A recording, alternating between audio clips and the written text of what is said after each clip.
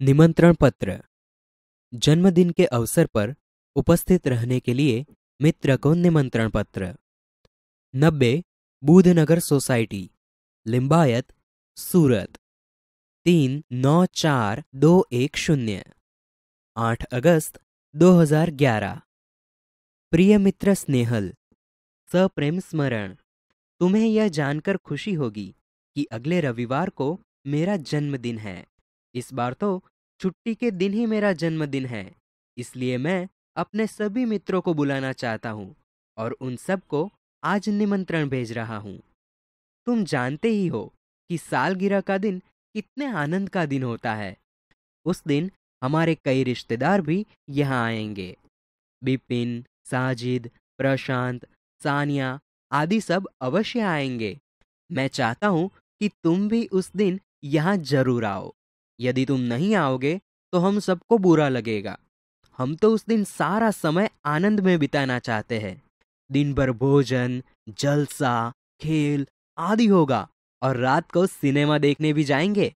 मुझे आशा है कि इस अवसर पर तुम भी जरूर आओगे और मेरे उत्साह और आनंद को बढ़ाओगे। तुम्हारे माता पिता को सादर चरण स्पर्श। छोटे भाई कमल और बहन संगीता को प्यार। तुम्हारे आगमन की प्रतीक्षा करूंगा। तुम्हारा मित्र साहिल शाह। बधाई पत्र। सालगिरह यानी कि जन्मदिन पर बधाई पत्र। शांति सदन, रावपुरा, बड़ौदा, 10 अगस्त 2011। प्रिय मित्र साहिल, सप्रेम स्मरण। कल ही तुम्हारा पत्र मिला तो हम सब बहुत खुश हुए। हमें तुम्हारी सालगिरह का निमंत्रण भी मिला और यह जानकर विशेष प्रसन्नता हुई कि कल ही तुम्हारी सालगिरह है।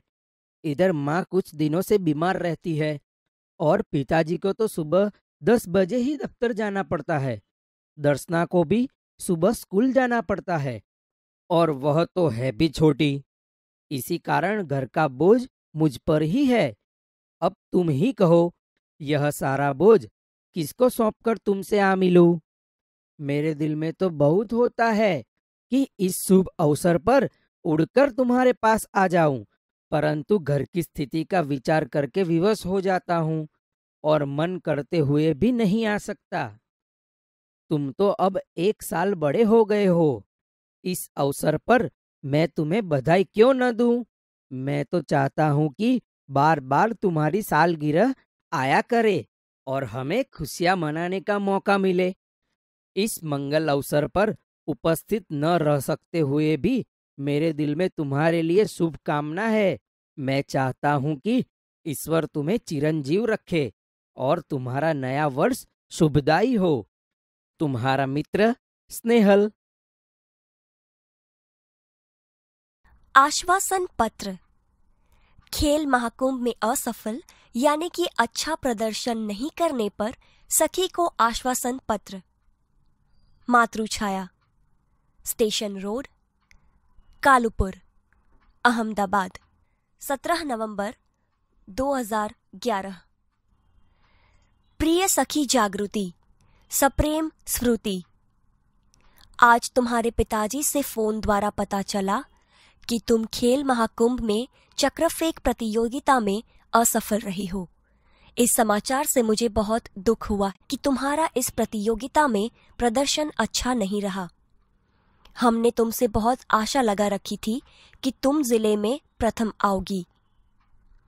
प्रिय सखी, खेल में हमेशा जीतना ही महत्वपूर्ण नहीं होता। अब जो कुछ होने वाला था हो गया है, इसीलिए उसका शोक न करना चाहिए और इस असफलता से निराश भी न होना चाहिए। असफलता भी सफलता का सोपान है। सफलता उन्हीं के चरण चूमती है जो अपने ध्येय प्राप्ति के मार्ग में डटे रहते हैं। अब निराश या हतोत्साह होने से कोई फायदा नहीं है। मैं चाहती हूँ कि अब तुम दुगने उत्साह से अभ्यास करो तो अगले साल तुम्हें अवश्य सफलता मिलेगी और तुम अपने जिले में ही नहीं गुजरात में प्रथम आओगी। मुझे आशा है कि तुम मेरी बात मानोगी और अपने अभ्यास में मनोयोग से लग जाओगी। तुम्हारी सखी अवनी।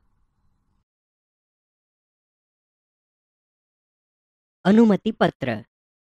प्रवास में जाने की अनुमति के लिए पिता को पत्र। जीवन भारती छात्रालय, स्टेशन रोड, दाहोद, 29 सितंबर 2011। पूज्य पिताजी, सादर प्रणाम। आपका पत्र मिला। सबकी कुशलता जानकर बड़ी खुशी हुई।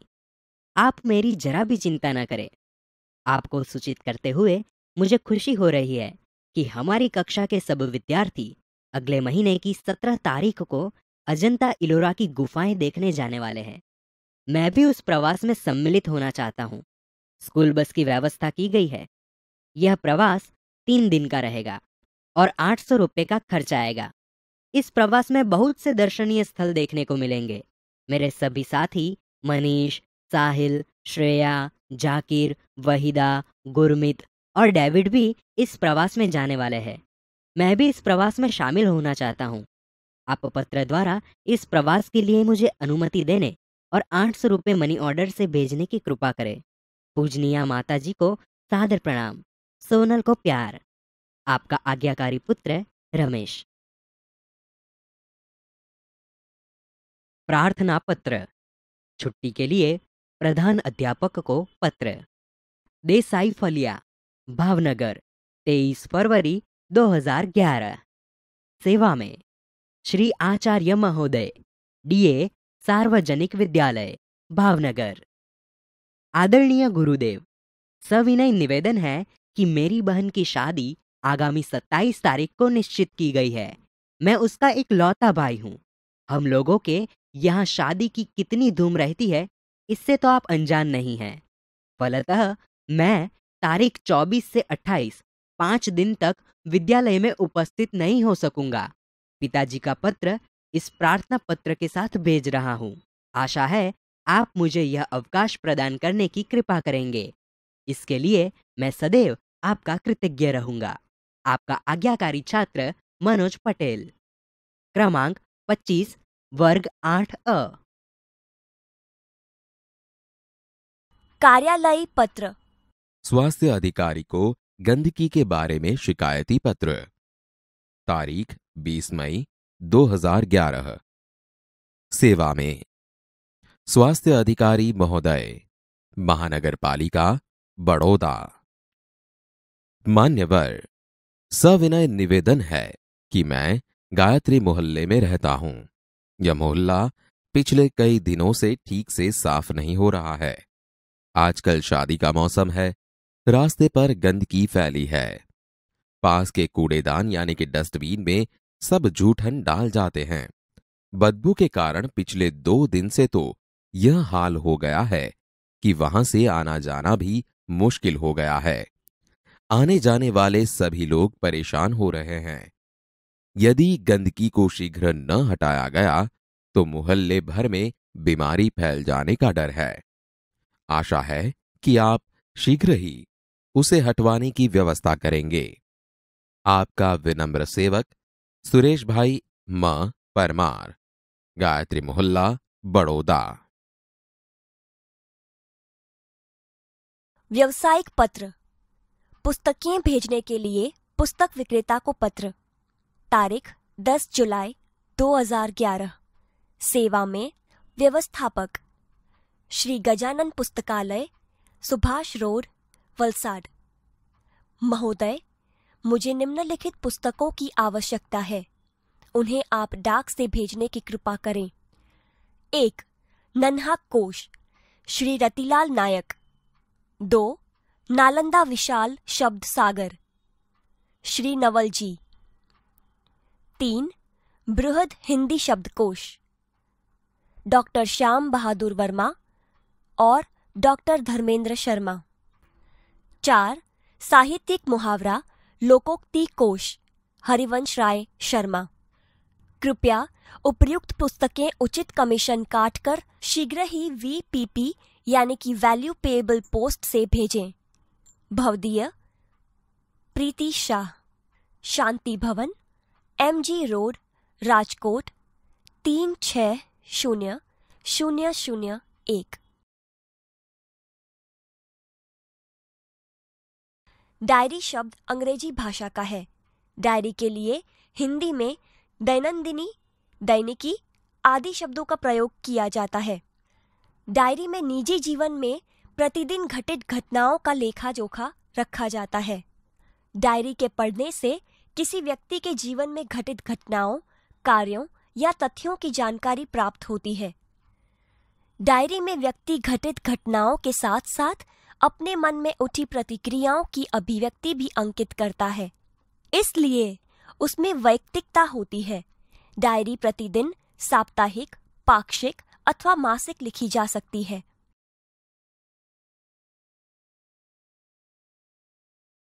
डायरी लेखन की विशेषताएं। डायरी लेखन में निम्नलिखित गुण होने आवश्यक हैं। क, डायरी लेखन में क्रमबद्धता हो। ख, इसमें लिखा गया विवरण संक्षिप्त, सारगर्भित तथा वास्तविक हो। ग, डायरी लेखन में स्थान, तिथि, घटना या तथ्य का स्पष्ट रूप से उल्लेख होना आवश्यक है। घ, डायरी लेखन करते समय आलोचना, टीका टिप्पणी, बनावटीपन, काल्पनिकता, चित्रात्मकता, अनावश्यक विस्तार से बचना चाहिए। डायरी लेखन के लाभ। क, इससे जीवन में घटी घटनाओं की जानकारी प्राप्त होती है। ख, डायरी में तथ्यों का उल्लेख रहता है, इसी कारण व्यक्ति दिन भर जो अच्छे बुरे काम करता है उसका उल्लेख भी रहता है। इससे शनेह शनेह बुराइयों से बचा जा सकता है। ग, डायरी ही ऐसा दस्तावेज है जिसे पढ़कर किसी व्यक्ति के जीवन के पिछले अनुभवों तथा घटनाओं की जानकारी उसी व्यक्ति के शब्दों में प्राप्त की जा सकती है।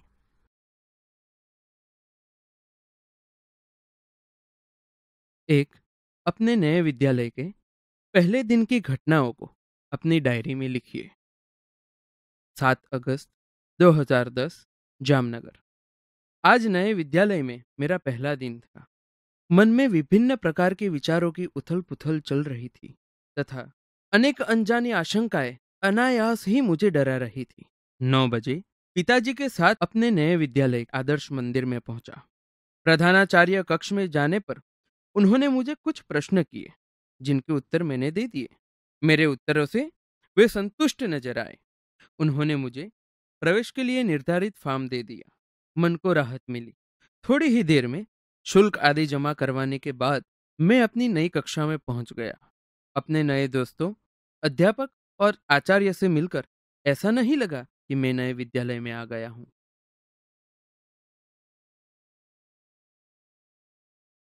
2, वार्षिक परीक्षा के एक दिन पूर्व के अनुभव को अपनी डायरी में लिखिए। 5 अप्रैल 2012, राजकोट। कल वार्षिक परीक्षा का पहला दिन है। रात्रि के 1 बज गए हैं, परंतु नींद नहीं आ रही। कल विज्ञान और टेक्नोलॉजी विषय की परीक्षा है। यद्यपि सब कुछ दोहरा लिया है, तथापि मन में अजीब सा भय है। अचानक पिताजी मेरे कमरे में आए। मुझे जगा हुआ देखकर ढाढ़स बंधाया और बिस्तर पर लेट जाने को कहा। बत्ती बंद कर दी। बिस्तर पर पड़े पड़े भी नींद नहीं आ रही। पिताजी के चले जाने पर टेबल लैंप जलाया और पुस्तक के पन्ने पुनः पलटने लगा। थोड़ी ही देर में थककर बिस्तर पर पुनः लेट गया और न जाने नींद कब आ गई। बाल दोस्तों, आपने पत्र के प्रकार के बारे में जाना। पत्र लिखते समय कुछ बातें महत्वपूर्ण हैं जिनका हमें ख्याल रखना चाहिए। आइए ऐसे ही कुछ महत्वपूर्ण बातें जानें और समझें। इतना ध्यान रखिए, पत्र में बोलचाल की सरल भाषा का प्रयोग करना चाहिए। पत्र में आवश्यक बातें ही लिखनी चाहिए। पत्र अधिक लंबा नहीं होना चाहिए। मित्र या सखी के लिए तुम और बड़ों के लिए आप सर्वनाम का प्रयोग करना चाहिए। पत्र में सबसे ऊपर बाईं और अपना पूरा पता और दिनांक लिखनी चाहिए। उसके नीचे जिसे पत्र लिखना हो उसको शिष्ट भाषा में संबोधन करना चाहिए। इसके बाद अभिवादन करना चाहिए। इसके बाद पत्र के क्लेवर में मुख्य विषय को अभिव्यक्त करना चाहिए। पत्र समाप्त होने पर बाईं और पत्र लिखने वाले का संबंध और नाम लिखना चाहिए। मित्रों, पत्र लिखते समय पत्र के प्रकार के अनुरूप संबोधन, अभिवादन और पत्र के अंत में किस प्रकार से लिखना चाहिए इसकी जानकारी एवं समझ भी आवश्यक है। तो चलिए वह भी समझें। पत्र का प्रकार। संबंध, अभिवादन संबंधी शब्द, पत्र की समाप्ति पर लिखी जाने वाली शब्दावली। व्यक्तिगत पत्र।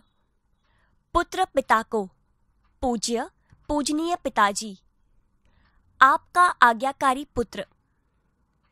पिता पुत्र को, प्रिय आयुष्मान अथवा नाम।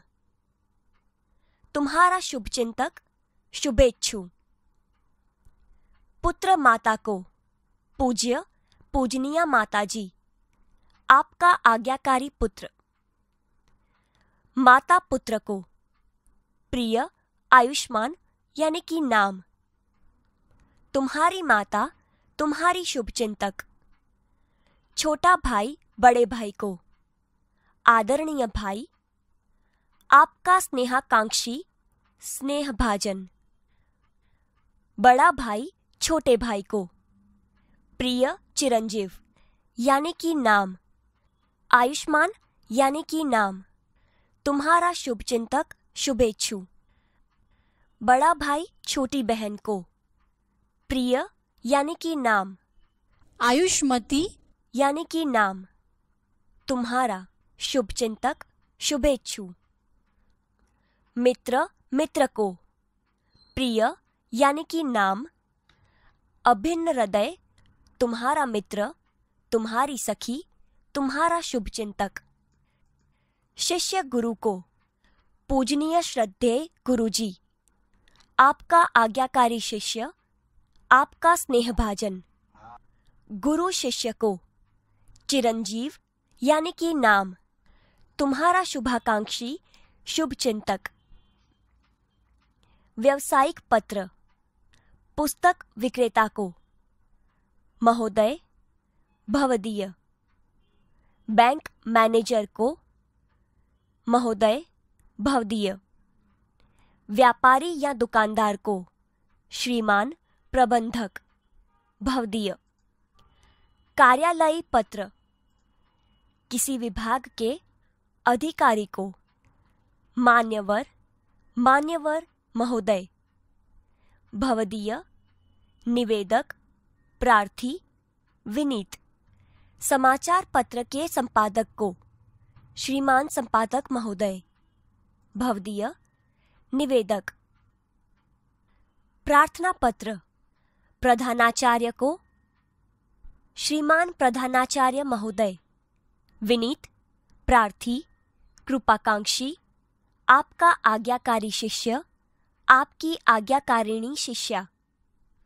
किसी अधिकारी को, मान्यवर महोदय। निवेदक, प्रार्थी, विनीत, निवेदिका।